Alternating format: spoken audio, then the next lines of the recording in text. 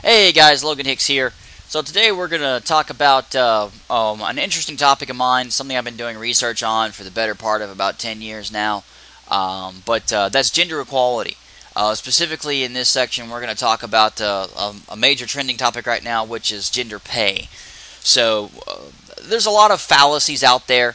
I would make a PowerPoint on this, but it's not something that needs a PowerPoint because the issue is quite clear.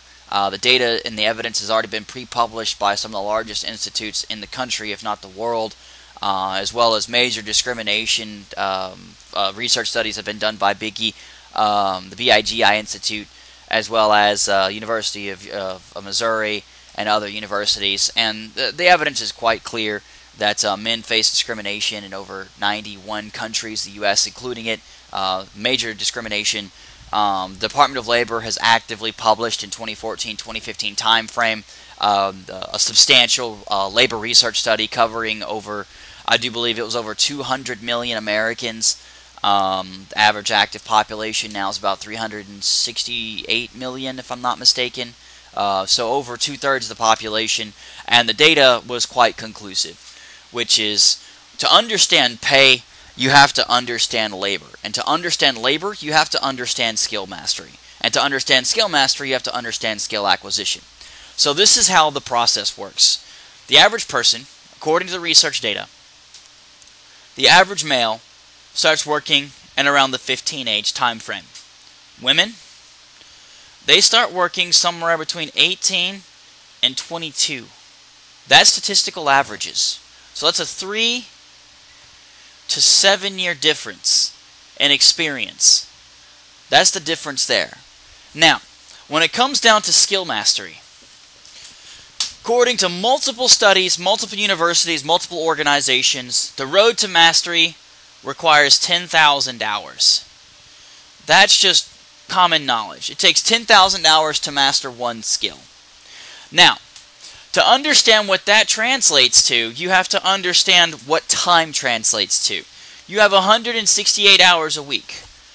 I'm an expert in time management. I can put at a maximum 70 hours plus 8.5 hours plus overtime, taking my family time of 21 more hours for a grand total of roughly over 100 hours with ease before I start to seriously impact my sleep, my eating, my hygiene, my workouts, and the few other things like medical attention that I need, and I have to squeeze out the other remaining hours to the point where I don't have transportation, I'm not leaving anywhere, I'm just staying at work and working all day, and I can get that to roughly 120 hours within reason. Anything beyond that, I start risking actual death, and that's because of sleep deprivation issues. Human being needs a minimum of 6 hours of sleep on a standard sleep schedule without specialized equipment or specialized training. You can reduce that with specialized equipment and specialized training down to about 2 hours a day, or 2 to 4 hours a day with a hyperbolic chamber and specialized training, but that's incredibly unlikely that you're going to go through that process. Now, with those hours assessed, we have 168 hours. We'll say for the reasonable person, statistical average is 40 hours. So we already know the average male has 3 to 7 years of experience. The average work day is 2080 hours. So 2080 hours times 3 to times 7. So 2080 times 3 to times 7. Even if you go part-time and you slash that down to 29 hours. So we take that 2080 and we slash it in half. We're going to drop down to 20 hours a week part-time. That's still 1040 times 3. It's 12, 1, 3, 3120 to 1040 times 7. 28, 2, 7. So that's 70-20.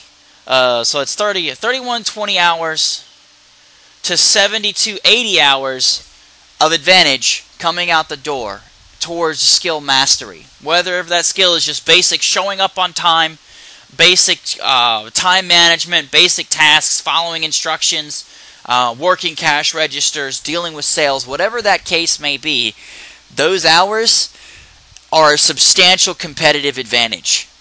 Now this only gets worse because current educational standards stipulate the 60-40. There are 60% women and 40% men in college.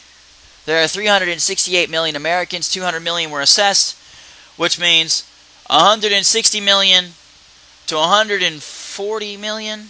I do believe it would be 60-40. No, that would be 240 to 160, I do believe would be the fair number there. Would be 240 to 160 million Americans, assessing everybody. We have to drop to 368 for the basis. So we would reduce by a factor of, we'll say 20%. So 2448, so it'd be 190, we'll say 194 over 32, so it'll be 128. So it's about 194 million to 128 million on a 368 million basis of all people who go to college. Current Department of Education publications as of 2018 put 60% women, 40% men in college, which means more men are working than women are going to school. So what this translates to is women are going to college while men are going to the workforce. Here's the issue. You spend 4 to 5 years, the average is 5 years in college, but you're not working at a standard 40 hours a week basis when you're going to school. You're spending an average of 3 to 5 classes with 2 to 4 hours apiece. Even if I give you the maximum of 14 credit hours, you've got 14 credit hours a week on a partial basis of 9 months for the entire collective time frame of 5 years. So let's do the math. So it's 14 times 9 is 36. That's 126 hours. 126 hours for all of your credit hours per month for the 4 weeks. We'll do 4 weeks here. 24, 8, 9, 10, 4, 5, 504 hours. You have 504 hours credited to you towards building a skill mastery in your school classes. We multiply this by 5 years for your entire educational time frame. You've got 2520 hours, and let's say you worked a part-time job for those, so you've got 5,000 hours. We'll say 5,000 hours to round up, 7520. You are now 24, because 18, you're 23. It takes you a year to transition into the workforce on average, so 24. You're now 24 versus your male counterpart. Sorry. So 23 to 24. You now got the same hours as your counterpart did when he started working prior to the 4 years, working 2080 hours times 5 more years at 10,400 more hours plus the 7120 he already had. He's got 17,520 hours. He's already mastered one skill, and he's well on his way to the second skill, and you haven't mastered your first. Now, that's one of the first problems with the system to begin with. Women don't start working until 18 to 22, compensating them for the full time frame as if they had worked the entire time frame while going to college. You still don't catch up to your male counterpart because they started working years before you did. And less of them are going to college and more of them are going directly into the workforce. Now, when you look at the Department of Labor data, this is further exacerbated. We haven't even considered census data yet, which we'll get to in a minute. Labor says, Department of Labor, United States Department of Labor, 2014-2015 publication on over 200 million subjects, stipulated that women work 18% less than men do. They work a little under 8.5 hours less than men do. Now, why is that a problem? Quite simple. That scales to time, which scales to skill mastery. It also directly translates because the average person makes their money hourly. You make your money hourly. So it's hours worked by labor base, and that's how much money that you make. If I make $25 an hour and I work 40 hours, I make X number of dollars. If I work 18 to 20% less, I'm only putting in 30 hours. I make substantially less. I make less than the other guy who made more because they're working more hours. This is basic math here. Now, this is where the gap further trends in the favor of men and less in the favor of women. When you take in skill mastery, remember, you've got 7,000, we'll say 7,650 for women versus 17,500 for men for ease of numbers. You've got a clear distinctive difference here with the same age, 24 years of age, between men and women here. Women are just now entering the workforce. This gap already exists, and men are working more hours. So the issue is if they've got that 18% gap, this here will only continue to further spread. That spread is not closing, it's widening even further. And this is what ends up happening. This is how HR makes up their pay schedules. I know, I own 63 companies. When I sit down and I say, how much money does a person make? The first thing I say is, what is the national average? What is the national average? And then what I say is, what is my multiplier? My competitive multiplier. What do I want to pay? Is it 10% more? Is it 15% more? Do I want to be less competitive but more benefits? Do I feel that I have the social gamp to pull that off? And then everything else under this is how an actual pay chart is made, is bracketed out based on time frames of experience. Hours of experience, mastery level, skill capability, all of these tiers, and then we split these off, and this is how it works. This is where your actual numbers come into play. This is how your pay is calculated by HR. And then on this, it goes up in time frame. So 0 to 3, well, the 3 months, 3 to 12, 1 to 2, 3 to 5, 5 to 7, 7 to 9, 10 plus. Some of them go up to 25 years of experience, but this is how your schedule is actually blocked out. This is how your schedule is blocked out. And then the further up you go on the chart, the more you make. This is directly correlative to your pay. This is how pay charts are actually made. The more experience you have, the more money you make. The more of whatever we put over here that you have, the more money you make. Maybe it's degree based. Maybe if you have a better degree. But going over here will always overcompensate for coming up here. If you have both, you make far more. Maybe it's with a degree. Maybe it's with certifications. Maybe it's with a separate multiplier. Who knows? Sometimes you don't have these layers. Sometimes they just scale based on experience. This is what I prefer. I prefer here. Because I say if you have to have a degree to do the job, it's a tool you're required to have. I don't go and pay my plumber for having tools. I go and pay my plumber for doing the job. And this is how it works. The more experience you have, the more you make. The more certifications you have, the more you make. Depending on the national average, the more you make. The multiplier, the more you make. These are all things that are prefixed, though. This multiplier applies to everybody. So here's the problem. If I sit down and I look at two people and I have a conversation with these people, and I'm talking to someone with 7,600 hours of experience. Remind you, with 75% of your experience being theoretical, and then 25% being accredited for practical, versus someone with 17,600 hours with 100% being practical, their experience is going to completely dominate yours. They have far more practical experience than you do. So obviously their negotiating power is superior. This is where the problem comes in, is also in negotiations. Someone in this bracket category, having primarily theoretical experience, they don't have negotiating power because their primary experience that's practical in nature is part-time work. So you're not even a full-time worker in that time frame, whereas they are. Their entire time frame is full-time work minus a portion which is part-time, but it's still practical. And that's the problem. 25 to 35% is part-time, but all of it is practical. And that's how this issue comes to be. But it has nothing to do with gender. It has everything to do with merit. If you don't work early because you don't want to focus on anything other than preparing for college, that is a personal decision. That is your personal decision. I have a brother-in-law right now who doesn't want to go to college. He wants to go straight into the workforce because he already has a practical trade skill in mechanics.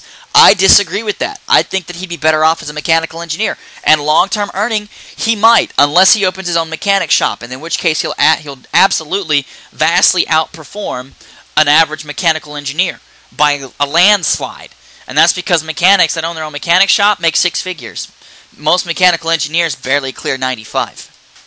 Now, when you look at the census data, this is where things get substantially worse. When you look at the census data, you have 2.5 children per household. This is the American national average. 2.5 kids.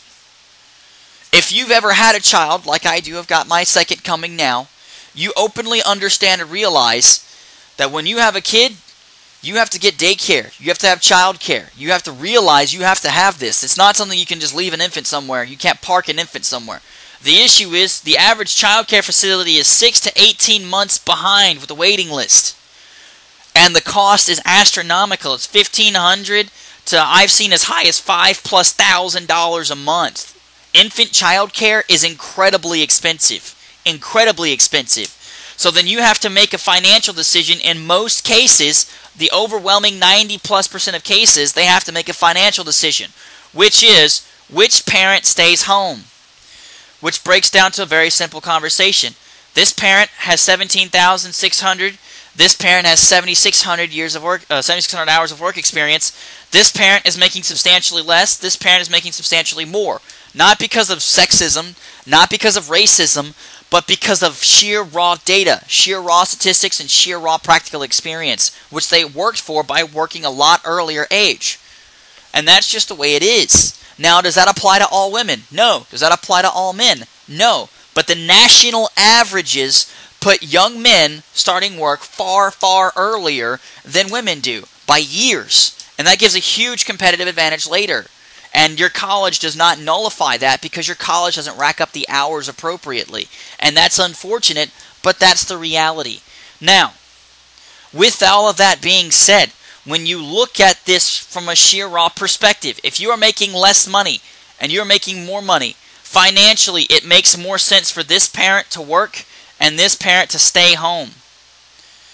That is the financial outcome decision of most households. The woman ends up staying home because she ends up making less money, and it's financially more feasible for the man to work more hours and the woman to stay home and countercompensate for the lost income and have the ability to circumvent the child care costs.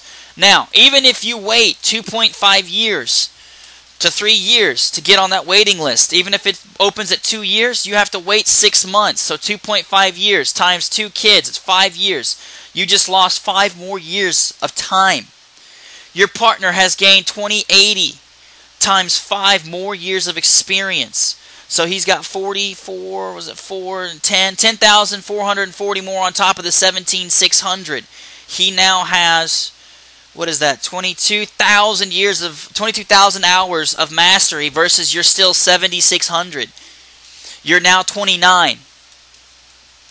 Both partners are now 29. 29 and 29. This partner has successfully mastered 2.2 skills. This partner has still mastered 0. This is why the pay gap is so substantially different. This is why that pay gap exists. It has nothing to do with sexism. It has nothing to do with racism. It has nothing to do with bias. It has nothing to do with education. It comes on the sheer, raw work hours. Do you put in the work? Yes or no? It is a direct meritocracy.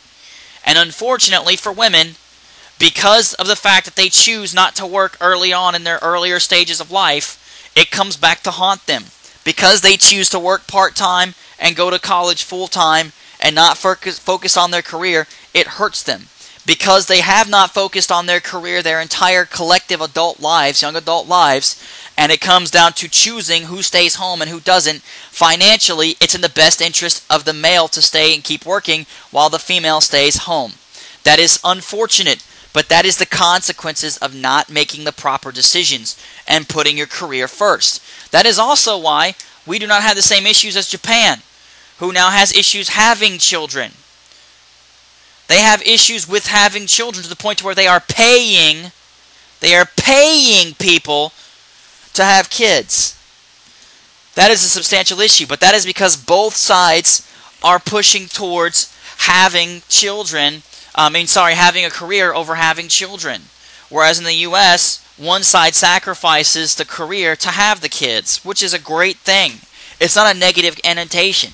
However, you have to realize you're not entitled to equal pay to someone who has superior work skill. A perfect example, there was an orchestra a player who got upset and tried to sue her orchestra. I think it was a local orchestra. I think it was a New York orchestra. She was a violinist with, like, I think 13 years of experience. To put that in a correlation, I've been playing violin since middle school. I've got more years of experience in violin than she does. Like, way more. Way more experience. And in terms of music, I've been playing since I was a kid. So I've got 20 years of experience. 13 is laughable. She was complaining because an oboist, which is an exceptionally rare instrument, by the way, had like 35 years of experience and was making more money than her. And she said she should make the same. 13 does not equal 35. It's not even close. It's like 30%. Yeah, it's almost like 27, 28% of the experience. This is what you're trying to argue. That people with vastly more experience than you have the requirements to make the same money as you do.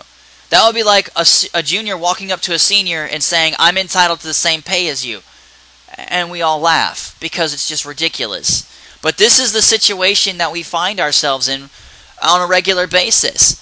This is the logic. This is the facts. US Census 2018. Department of Labor 2014-2015. Department of Education 2018. This is brand new data from the largest institutes in the country. You can't argue with this data. It's the facts.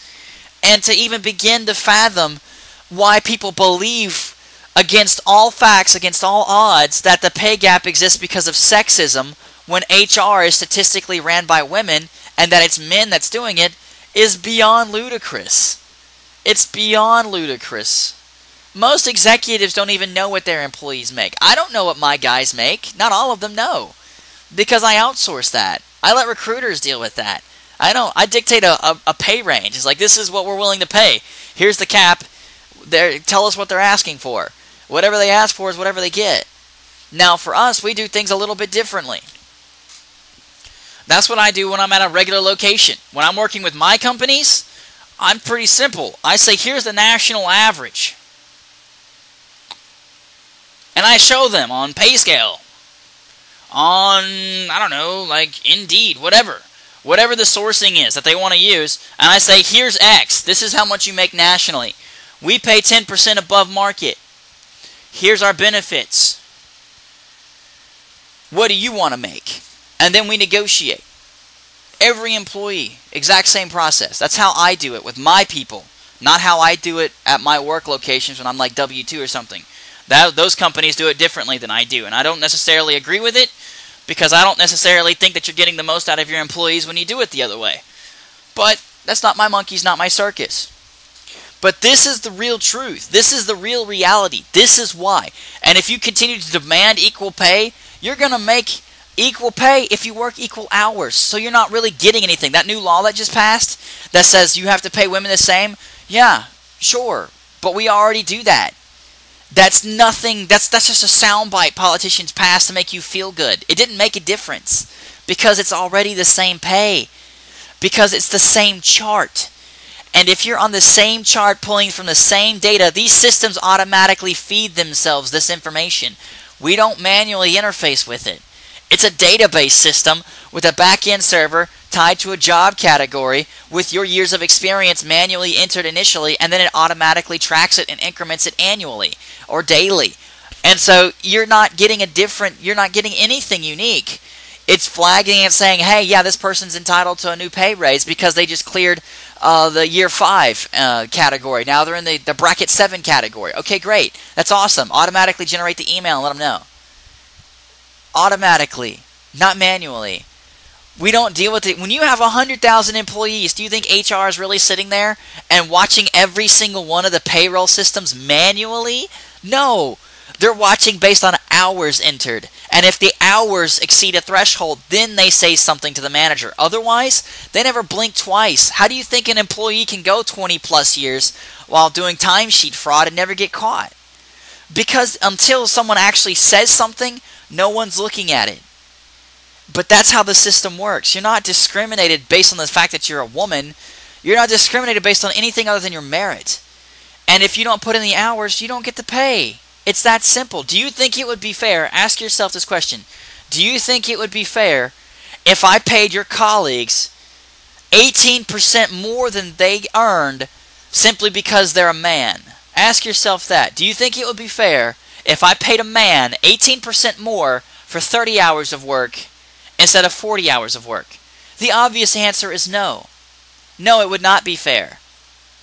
If I gave it to you in an ABC question, if I said person A has 7 years of experience, person B has 5 years of experience, person C has 3 years of experience, person C demands the same pay as person A, would that be fair? No. No one would agree with this statement. No one would agree with this statement. Definitely not 5. Because then they're not going to get the same pay as they already had previously from 3. They're not going to get this money. They never got that money. So they lost money on this side, and they're going to lose money again on this side because they have to put in 2 more years just to get there to get nothing. They're going to lose 2.2% on a standard basis for 2 years for 4.4% of total value. Because of compounding, they're actually going to lose more. That's the loss of interest over standard depreciation of value of money itself. Now, this is all basic logic. This is all basic data, basic facts, basic questions, basic situations with federal data backing all of it. You can't argue with it. It's not up for debate. It's not your place to challenge data that comes from over 200 million data points. That is the vastly superior study. No one can test it because the data, even the law, has open-sourced federal data now. And this data was openly available prior to, so it could be previously audited by any number of organizations, of which over 65,000 universities and hundreds of thousands of nonprofits and other NGOs globally have never once contested it. Never once contested it. So there is no contesting this data. Nothing. There's no way to protest it. This is the facts. This is the truth. I'm sorry if that doesn't fit your narrative, but your platform is not my problem, to be quite frank. Your platform is not my problem. Show me a real issue. Show me real issues where people are actively being discriminated against, and absolutely we will find a problem with that.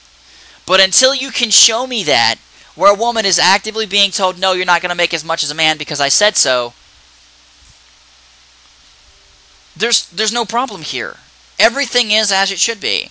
Meritocracy should win always. You should always be rewarded for your merit. You should always be rewarded for your hard work. And you should always be penalized for the lack thereof. And if you want to put in 8.5 hours less per week than your counterpart, that is your personal decision. That is your personal decision. But don't complain when you don't make the same amount of money. But let me know your thoughts, guys. Let me know your opinions. If you like the video, subscribe. Leave your comments below. I openly expect a lot of heat from the feminist group. They always hate this conversation. They hate the facts. They hate the data. And I just openly laugh at them because you can't argue with the facts. 2014, 2015, Department of Labor, Census 2018, US Census, Department of Education 2018. And the trend is only going to get worse, guys, girls. Whatever you'd like to identify yourself as, it's only going to get worse. Until you actually sit down and address the real issue, which is putting in the hours, putting in extra hours, putting in more work, putting in the extra hard-earned efforts, you're never going to fix the problem, and it's never going to go away. And there's nothing you can do about that. You're complaining about an issue that doesn't exist. You're chasing a boogeyman. Stop chasing the boogeyman and start chasing the real problems. I just gave you the answer to what the real problems are, and that's work. Put in more work, get more hours, get more experience, and get more work in earlier on. Stop playing tennis. Start playing at the workplace, because I guarantee you, if you put in 7 years more of work, you're going to close that gap, or at least get very close to it, to where it's not going to be a noticeable difference. You may be a mid to a senior, but you're only going to have a $3,000 to $5,000, maybe a $6,000 to $8,000 gap difference. On the higher end jobs, maybe $10,000 to $20,000, but the substantial percentage basis on a $400,000 job, $10,000 to $20,000 is really not that noticeable. But that's what you have to put in order to get the efforts. So, again, let me know your thoughts. Let me know your comments. I love this topic. I love pushing forward. I actively petition Congress to put in regulations to help mothers that are off, to help close that 5-year gap, to at least assist with that. I can't necessarily help people that aren't working because they choose not to, but I can help women that want to work that can't. But again, let me know your thoughts. Let me know your comments. And thank you so much for subscribing.